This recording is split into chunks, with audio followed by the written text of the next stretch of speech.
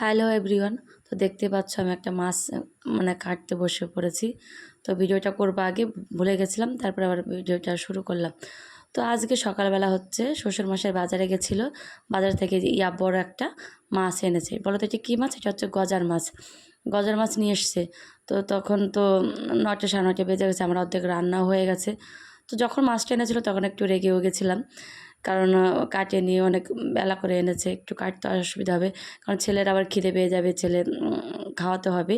তো একটু রেগে রেগে গেছিলাম, তবুও কিছু করার নেই, কাটতে তো হবেই, করতে তো হবেই।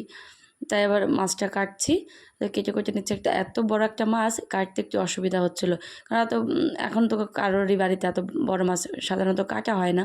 তো আমারও কাটার সেরকম অভ্যাস নেই, তবু কী করার যাবে, রাগ করি যাই করি, কাটতেও হবে, রান্না করতে হবে, সব কিছুই করতে হবে। তো দেখো মাছটা এক এক করে সুন্দর করে কেটে নিলাম। তো সবসময় ভালো লাগে না মাছ কাটতে, ভালোই লাগে না আমার মাছ কাটতে, তবুও কাটতে হয়। তো মাছটা অনেকটাই বড় ছিল, কাটতে গিয়ে আমার ঘাম ছুটে গেছে, কারণ ঠিক করে ধরতেও পারছে না, কাটতেও পারছে না। আরে দেখো সোনা বাবাটা কিন্তু তখন থেকে আমার পেছনে পেছনে ঘুরঘুর করছে, করে এদিকে আসছে, ওইদিকে যাচ্ছে। তো ওকে কি করব, ও দুষ্টুমি করে যাচ্ছে, ওকে বলছি সরে যা, এদিকে যা, ওদিকে যা, না বইটিতে পড়ে যেতে পারিস, দেখে এদিকে এদিকে করে যাচ্ছে।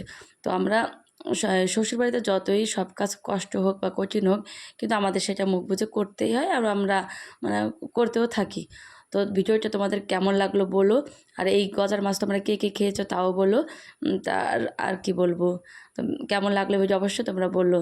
তো এরকম ভিডিও যদি দেখতে চাও তোমরা অবশ্যই কমেন্ট করো, আমি তোমাদের সামনে এরকম ভিডিও আর নতুন করে আনার চেষ্টা করব। ধন্যবাদ সবাইকে।